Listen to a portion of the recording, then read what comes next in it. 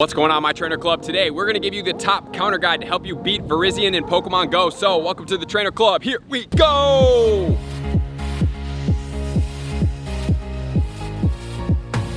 Welcome back, everybody. Let me know in the comments below, are you excited to see a new legendary raid boss come in to take over for the Trachian, or are you sad to see the number 2 rock attacker in the game be bumped out? Because we have now the Virizion, which is going to be coming to you. But before we get into this, I just want to make sure I thanked everybody that number 1 came out to the Long Beach Pike on Saturday, came out to Montebello Park on Sunday, and to the PvP tournament. We had Jason Page, which is the OG singer of the Pokemon theme song, come out. So if you guys want to check that out, check out my video vlogs from the weekend. I super appreciate everybody for being there. Everybody that checked out my videos and stayed with all my information. I jam-packed that weekend with information and entertainment for you guys. I hope that you enjoyed. So today, we want to make sure that we know the Virizion counter guide, the 100% IVs, and what the best parties are going to be set up for you guys. So we're going to start getting into that right now. Number 1, I just want to let you guys know, Virizion is going to be coming December 17th, which is going to be tomorrow, all the way until January 7th, so make sure to max out on this. So as far as the parties, it says, according to Pokemon Go Hub, and thank you for all their information that they've done for this video, that you can take down the Virizion with 2 players easily. I don't know about that. Starting off, I would recommend 3 players if you're a really high level trainer with high level counters, which we're going to go over in a second. Or number 2, starting with 4 to 6 players if you're a little bit higher, but I would ideally start with 5 to 7 players just to be safe, because it's a little bit more defensive oriented of a Pokemon. The 100% IVs under normal conditions, no weather boost, is going to be 1727, and then boosted in the sunny weather or the cloudy weather, which is probably going to be pretty prevalent for a lot of us, which is cool that we get 2 boosts. Same as Cobalion, it is going to be 2159 for the 100% IV level 25, so look out for those. As far as the weaknesses and the strengths, we're going to cover them right now so we know what to exploit, and then we're going to cover the moveset, because there is one moveset combination that's really going to put havoc into our parties. So here we go. The weaknesses are going to be, it's going to be double weak to flying, which is definitely something we're going to look to exploit, which will have the asterisk on, which we'll talk about in a second. Also going to be weak to psychic, poison, ice, fire, and fairy combination, so that's definitely something we're going to look out for. And the resistances are going to include dark, electric, ground, grass, rock, and water. So those are all going to be the resistances. So those are the Pokemon we definitely don't want to use. And we're going to check out the moveset. So for the quick attack, we have the quick attack, which is a normal attack, and we have the Zen headbutt, which is going to be a psychic attack. And as far as the charge move goes, we have Leaf Blade, which is going to be grass. We also have close combat, which is the subpar fighting move. And we have the one move that's going to mess everything up, which is going to be Stone Edge, because fire is weak to rock, as well as flying is going to be weak to rock. So if it is a flying fire Pokemon, which is going to make up our number 1 counter, it's going to be weak to one moveset extremely, extremely badly. So our top counters are going to be, number 1, it's going to be the Moltres, but it has to have the moveset that is going to be from the 3-hour raid day of Sky Attack, combined with the Wing Attack. Next, we have the Honchkrow, which is going to be Peck and Sky Attack combination, followed closely by the Rayquaza with the Air Slash and the Aerial Ace combination. And then we have a pretty common one, because it comes from Pidove.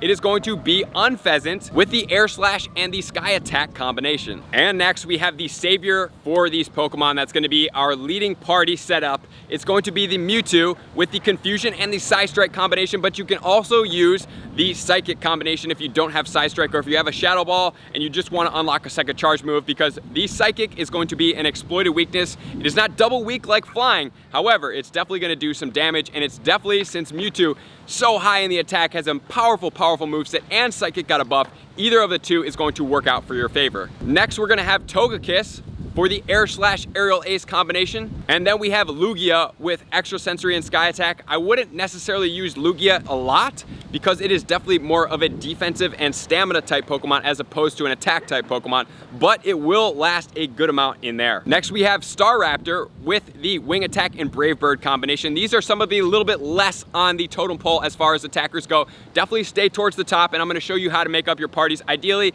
in a little bit, as soon as we get through the rest of these counters. We can use the Charizard with the Fire Spin Blast Burn combination, the Alakazam with the Confusion and the Psychic combination that did get a buff, Chandelure with the Fire Spin and the Overheat, Roserade with the Poison Jab and the Sludge Bomb, Executor with the Confusion and the Psychic combination, Espeon with the Confusion Psychic, and the Latios Latios with the Zen Headbutt and the Psychic combination. And then if you're looking for some more readily available Pokemon, you can definitely check this out. We could use something like the Metagross with the Psychic, even though the Steel is the optimal moveset for it. So if you just evolved it, definitely do not TM away Meteor Mash. You do not want to do that for this case. You can use Yanmega, Glaceon, Mamoswine. Definitely pause here if you want to check out the optimal movesets. I'm not going to go too in depth since they're down on the list and they're more budget types. Blaziken, Gallade, Gardevoir, Dragonite, and Ho-Oh. So definitely pause that there. So next we're going to look at the favorable weather conditions and how they affect each of these Pokemon. So let's check this out right now. Weather conditions, what's going to be optimal. For the sunny weather, it's going to do two things. It's going to boost all of our fire type Pokemon. And number two, for the Pro Virizion, it's going to raise it to level 25, which is going to make it a little bit stronger. And it's also going to boost the Leaf Blade attack move, which isn't really that relevant for a lot of these Pokemon. As far as the partly cloudy weather, it's not going to do anything for our attackers, but for Virizion, it's going to do two things. It's going to boost the Quick Attack, which is its normal quick move. It's also going to boost the Stone Edge combination, which is going to be the charge move, which is really going to be the time you absolutely do not want to use the flying type Pokemon if it has the Stone Edge, and if it is in partly cloudy weather, it will put a hurting on all of your flying and fire type Pokemon. Cloudy is going to boost the Fairy and the Poison type Pokemon for our attacker's sake. And then as far as the Virizion goes, it's going to boost the close combat. Snowy weather is going to boost the ice type Pokemon. And windy weather is going to boost our flying and our psychic type Pokemon, which is going to be advantageous for the Mewtwo as well as the Moltres and other things like that. And as far as the Virizion standpoint, it's going to boost the Zen Headbutt Quick Attack. And finally, before I give you the teams, I want to look at the time to win chart, just a couple Pokemon so you guys could check this out just to see what's in your best interest, what's the best to use. So let's check out the time to win chart right now. Number one at the top, we have the Moltres with the Wing Attack, Sky Attack. Time to win, 485. Wow, first Pokemon that's going to be under 500 seconds with 14 deaths. Next, we're going to look at the Rayquaza with the Air/Aerial Ace, 538 seconds with 15 deaths. Then we're going to go to the Honchkrow with Peck and Sky Attack, 497 seconds and 22 deaths. Then we have the Mewtwo Confusion Psystrike with the 624, 18 deaths. So notice how much more time there is for this particular Pokemon because it's not giving away a double weakness. Then we go to the Lugia Extrasensory Sky Attack, 707. Like I said, it's more of a tanky type Pokemon and it definitely dies a lot less with 10 deaths. Then we have Togekiss Air/Aerial Ace, 677 seconds with 16 deaths. And if you want to keep going, you could. I'm going to put the Zapdos in here with Charge Beam Drill Peck with 663 and 19 deaths. Then we have Staraptor, 643 seconds. And if you want to go here, you can definitely pause on some of these other pages. If you want to see the Dragonite, the Chandelure, the Ho-Oh, the Metagross, the Glysaur, the Espeon, or the Charizard. Now, we get to the meat. How do we prepare our parties? Because we have the double weakness in there for fire and flying is going to be the double weakness of the Virizion, so it does have a counter and it's going to help cover its coverage for this double weakness. So how do we set up our parties ideally?